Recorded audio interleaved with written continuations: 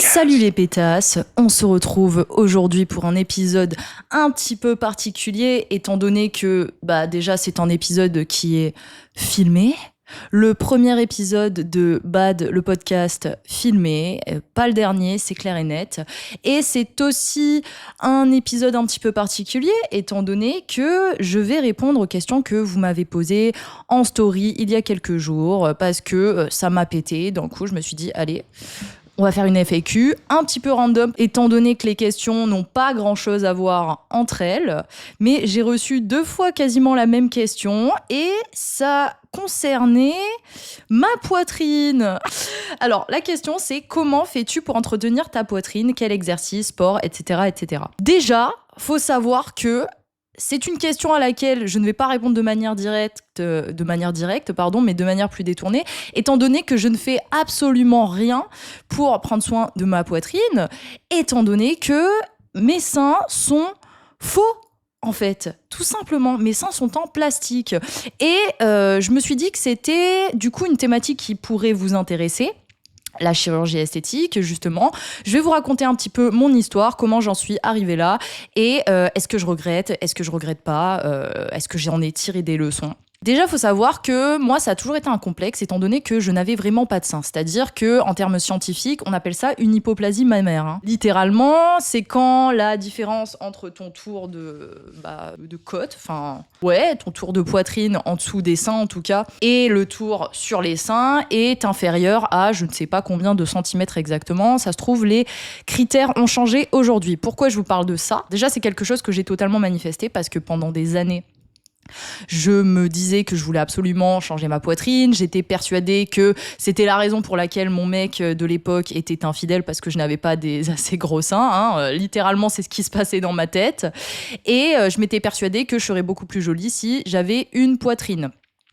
Je suis arrivée à un stade où, même quand j'ai essayé de l'assumer, je sortais en boîte et il y a des mecs qui se foutaient de ma gueule parce que j'avais pas de seins. Ouais, vraiment. Il y avait vraiment de ça.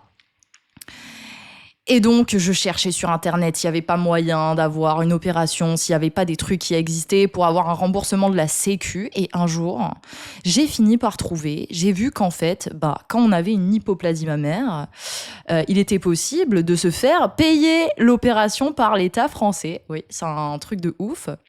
Alors, évidemment, moi, j'ai réglé les frais d'honoraires, mais j'ai fini par prendre les rendez-vous officiels, finalement, qu'il faut faire avec la sécurité sociale. Et finalement, le dernier rendez-vous que j'ai eu, le médecin m'a validé, j'ai chialé dans ses bras, et 2 mois plus tard, j'avais pris rendez-vous avec un chirurgien esthétique. J'ai réglé peut-être 2 000 € de frais d'honoraires, mais finalement, mon opération m'a coûté, je sais plus si c'était 1 500 ou 2 000, ou peut-être 2 500 max. Mais donc voilà, 2018, quel âge j'avais? Je devais avoir 20 ou 21 ans. Je me fais refaire la poitrine.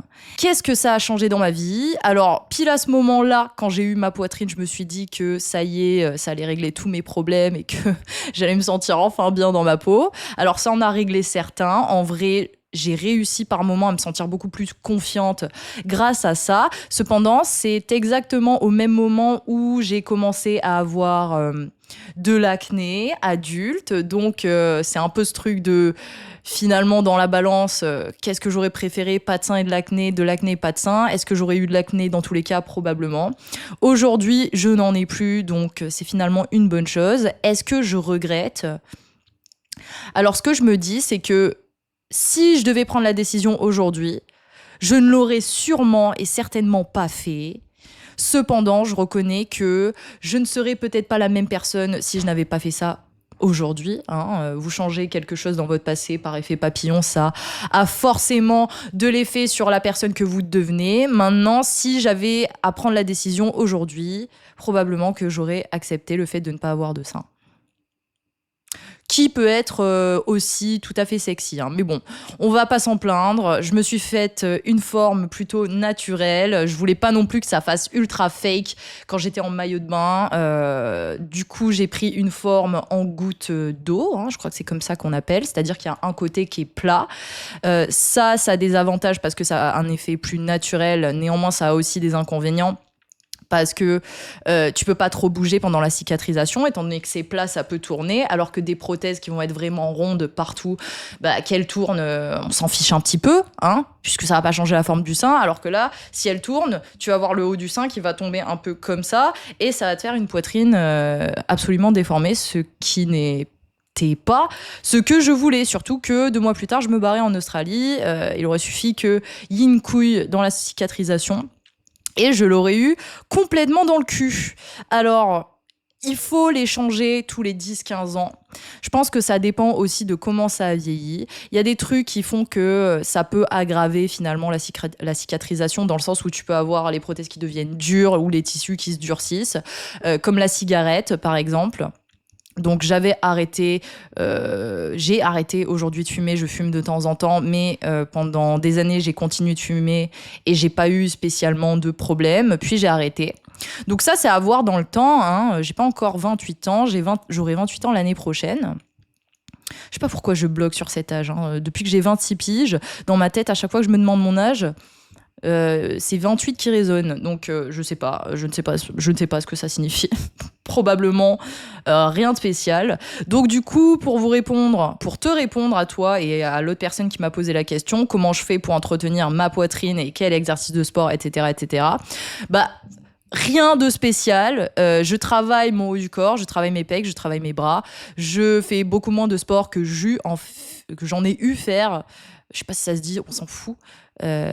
Par le passé.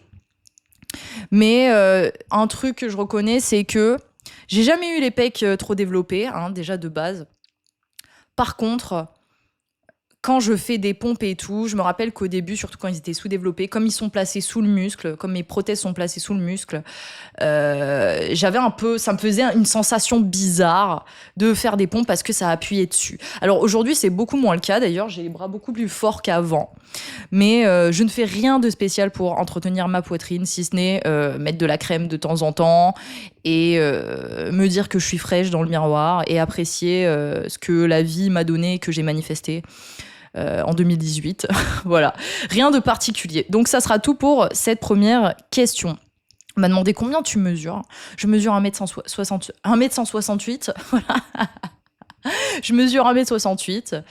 Mais par contre, je sais pas si c'est un complexe, je pense pas, c'est plus un truc de j'aime avoir des grosses chaussures, je suis habituée à ça depuis des années, je ne porte que des plateformes. Donc bon, là, on va dire ça fait 1 an quasiment où je ne porte que des Crocs, des Crocs à plateforme. C'est le modèle Crush Mega Clog, je crois. Je vous dis peut-être une connerie, mais bon, elles sont pas... vous les trouverez sur le site de Crocs. Et je porte souvent aussi mes New Rock avec 10 cm de plateforme. Alors du coup, quand tu me rencontres, peut-être que tu te dis, la meuf est super grande, elle fait presque 1m80. C'est faux. Hein. C'est totalement mes chaussures qui me font prendre 10 cm et rien d'autre. Voilà. Donc je suis pas très grande, je suis pas très petite non plus. D'ailleurs, quand j'étais en Australie, j'ai fait pas mal de modeling, de mannequinat et des tafs payés et ça n'a jamais été un problème, ma taille. Donc voilà. Hein. Pas besoin d'en dire... Oh non, j'ai cru que le téléphone s'était éteint. Pas besoin d'en dire plus sur ce sujet-là. Alors... On va faire les questions un peu rapides et après on va passer sur les questions un peu plus profondes. Ton signe astro, je suis Verseau, ascendant Lion, lune en Bélier et j'ai énormément de Verseau dans ma charte.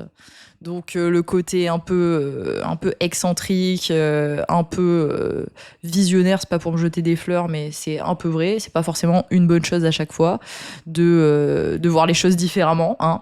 Mais il y a un peu de ça, et même dans ma manière, de toute façon dans mon taf, dans ma manière de faire les choses, dans ma manière de travailler, dans ma manière d'être et dans ma manière de penser, il y a vraiment ce truc en tout cas où j'arrive toujours à voir les deux perspectives, les deux côtés d'une même chose. Je sais pas si c'est dû à au Verseau dans ma charte. Mon frère il est Verseau aussi et on a à peu près le même mindset sur la vie. On n'est vraiment pas dans les cases, on fait vraiment pas les choses comme les autres. On a non plus pas trop envie de croire ce que l'on nous donne à croire sans faire nos recherches par nous-mêmes ou sans avoir un minimum de sens critique. Donc voilà. Est-ce que notre futur dépend plus de soi, libre arbitre, ou plutôt est-ce que notre futur est plus déterminé ? Alors, cette question, je l'ai vraiment pas préparée et je vais répondre en freestyle. Moi, ce que je pense, c'est que on est tous différents dans le sens où on a tous une blueprint, on a tous une essence, on a tous une manière d'être, un higher self. Vous appelez ça comme vous voulez, mais ça relève vraiment de l'authenticité et de l'essence. Et ça peut pas être modifié. Par contre, on peut changer nos comportements, par contre, on peut changer nos attitudes, on peut changer nos croyances. Il y a plein de choses qu'on peut changer, ça dépend du coup de notre libre arbitre. Mais qu'est-ce que ça veut dire ça? Ça veut dire que je pense pas qu'on ait absolument une chose en particulier à accomplir. Par contre, l'expression de notre essence, elle peut prendre diverses formes. Ça dépend de nos préférences, ça dépend de notre parcours, de notre éducation. Après, j'ai envie de vous dire, à partir du moment où on est dans une famille qui a déjà des prédispositions en termes traumatiques, en termes de patterns, c'est un petit peu comme si on était condamné. Alors après, est-ce qu'on vient pour guérir certaines choses qu'on trimballe sur d'autres incarnations? Est-ce qu'on vient parce qu'on a certaines choses à travailler, du coup on est dans telle ou telle famille parce qu'on l'a choisi? Ça, je pense que c'est pas des questions auxquelles on a forcément besoin de trouver de réponses, étant donné que, en fait, ce qui compte vraiment, c'est d'apprendre à se connaître, de savoir ce à quoi on est bon, ce qu'on aime faire. Et quand on parle en termes de mission, notre seule mission, finalement, c'est d'être soi-même. C'est pas tant d'accomplir telle ou telle chose, d'être chanteur, d'être acteur, d'être scientifique. Évidemment qu'on va avoir des prédispositions parce qu'on a tout un background, mais finalement notre blueprint, notre essence, elle s'exprime comme elle doit s'exprimer. Parce que tant qu'on est vrai envers nous-mêmes, peu importe la forme d'expression. Mais par contre, ce truc d'essence, non, c'est pas changeable. Pour moi, c'est déterminé. Ça détermine beaucoup de notre parcours. Après, évidemment qu'à chaque instant, je crois fortement qu'on crée notre réalité, qu'on a notre libre arbitre. Même si des fois, on a l'impression de subir notre vie, finalement, on a l'impression de subir notre vie. Pourquoi? Parce que tant qu'on ne on ne rend pas l'inconscient conscient, on a l'impression qu'en fait, on a un destin et qu'on subit des choses. À partir du moment où on commence à mettre de la clarté sur déjà qui on est et sur notre inconscient, eh ben, on se rend compte qu'on est beaucoup plus créateur et de tout, en fait, hein, de tout ce qui est autour de nous. Voilà, je pense que c'est une bonne réponse bien condensée qui répond parfaitement à la question. Ensuite, es-tu dans une famille où la culture de la spiritualité était présente? Pas du tout, les gars. Même le petit klaxon pour appuyer mes dires. Pas du tout.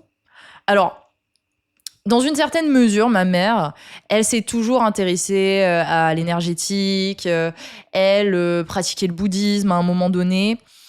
Mais spiritualité, c'est pas juste ça, en fait, hein. Je pense que c'est une expérience intérieure, apprendre à se connaître, hein, apprendre à connaître qui on est à l'essence. Et ça, c'est plus un chemin que j'ai expérimenté moi-même. Ça a commencé avec les signes et les synchronicités, notamment des nombres et des chiffres qui se répétaient. Et ça, tu vois, moi, je me considère beaucoup plus perché, entre guillemets, que mon frère, beaucoup plus psychique aussi que mon frère, beaucoup plus là à décoder les choses dans mon environnement et à avancer comme ça. Mais par contre, c'est vraiment un truc que mon frère et moi, on partage parce que on a des numéros qui se répètent, des chiffres qui se répètent et que l'on interprète comme des confirmations à des moments où on a des choix à faire. Moi, je sais que, par exemple, je voyais beaucoup le 11 quand j'ai commencé à m'éveiller, quand j'ai commencé à sortir de ma zone de confort, quand j'étais en Australie. Il y a vraiment eu un moment où je me sentais pleinement créatrice de tout, en fait, dans ma réalité. Et je commençais à taper dans des opportunités que je n'aurais jamais pu expérimenter avant. Je n'aurais jamais pu même espérer expérimenter avant. Et je savais que je me suis rendu compte, en fait, que mon mental était beaucoup plus fort que ce que je pensais, que je pouvais manifester ce que je voulais. Alors, j'étais vraiment sur un état d'être qui était high. Après, la vie, alors c'est pas forcément la vie, mais j'ai quand même subi les gens autour de moi et c'est pas un état d'être que j'ai réussi à maintenir au début de mon éveil, mais ça a été un petit peu les prémices de ça. Et pour moi, c'est vraiment ça, la spiritualité. C'est un chemin qui est vers soi plus qu'autre chose. Tu viens démêler quelque part les nœuds de trauma, les nœuds de pattern, les nœuds de schéma. Et à chaque fois, en fait, que tu changes tes perceptions et que tu démêles ça, tu fais un espèce de bond quantique, tu shiftes ta réalité et finalement les patterns disparaissent puisque l'univers est holographique. Il suffit qu'en fait tu changes à un endroit un schéma, ça se répercute à d'autres endroits dans ta réalité. Et c'est comme ça que j'expérimente ma spiritualité. Par contre, c'est pas du tout un chemin rien que le fait d'être self-aware, c'est pas trop un truc que mes parents sont. Hein. Ils ont eu des vies difficiles et les what it is, hein. J'accepte. Ça veut pas dire que j'ai pas la responsabilité de traiter ça aujourd'hui parce que ça m'impacte et que je sais que c'est comme ça finalement que je changerai ma vie et que j'expérimenterai ce que quelque part mon âme est venue expérimenter ici, ou en tout cas ce que au fond de moi j'ai le plus envie d'expérimenter, et pas d'un point de vue égotique, hein. Mais non, c'est pas forcément quelque chose qui était présent. Alors après, il y a vraiment ce truc de tout est juste quand même au bon moment. J'ai eu les bonnes ressources, j'ai entendu les bonnes choses, j'ai rencontré les bonnes personnes, j'ai reçu La prophétie des Andes. C'est un livre dont ma mère m'avait parlé pendant des années. Moi, j'étais très cartésienne, je me disais n'importe quoi et tout. Finalement, quand j'étais en Australie, elle me l'a envoyé dans un colis avec du foie gras et du champagne au bon moment. Et c'est à ce même moment que j'ai vu le documentaire Le Secret, que je me suis intéressée. J'ai commencé à m'intéresser à la manifestation, etc., etc. Et que j'ai démarré finalement, donc en 2018, mon chemin spirituel. Voilà. Je pense que c'est ça. Et alors, il y a une dernière, c'est pas vraiment une question, mais on m'a dit, please, la suite du boule qui chamboule et des seins plus grands avec les sublis et l'intention. Alors, le truc, c'est que là, je viens de perdre toute crédibilité, étant donné que je viens de vous dire que j'avais des seins en plastique. Donc, moi, les gars, honnêtement, j'ai jamais, et je pense que du coup, je pourrais pas expérimenter ça avec le mental. Du tout, parce que j'ai des seins en plastique et que même si je pourrais peut-être prendre des centimètres, ça me bloquerait trop. Surtout que j'en ai pas du tout besoin, je suis très satisfaite de ma poitrine actuelle. Mais par contre, pour le boule, j'avais déjà fait l'expérimentation, hein, par le pouvoir de l'intention. En temps normal, à chaque fois que j'arrêtais de faire du sport, mon cul retombait vraiment comme un matelas dégonflé.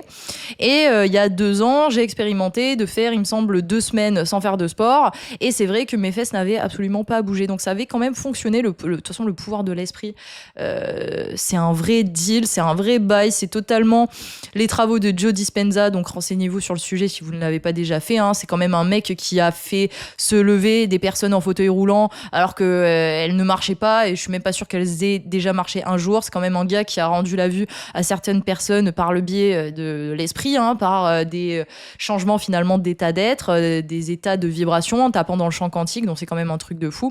Et le mec, il a dédié sa vie à ces travaux-là, donc je vous invite à aller mettre votre pif là-dedans. Mais ouais, de ouf, si ça vous intéresse, je pourrais refaire l'expérience. Carrément peut-être plus scientifiquement, en prenant des mesures et tout. Arrêtez de faire du sport, arrêtez en tout cas de travailler les fesses pendant peut-être 1 mois, ça serait bien, et voir s'il y a des variations au niveau du physique, si c'est significatif, voir comment on pourrait faire de manière vraiment scientifique l'expérience. Et ça fait déjà 18 minutes que je parle. Je pense pas que c'est un podcast que je vais vraiment monter, les gars, on va pas se mentir, grosse flemme. Je pense qu'on va s'arrêter là.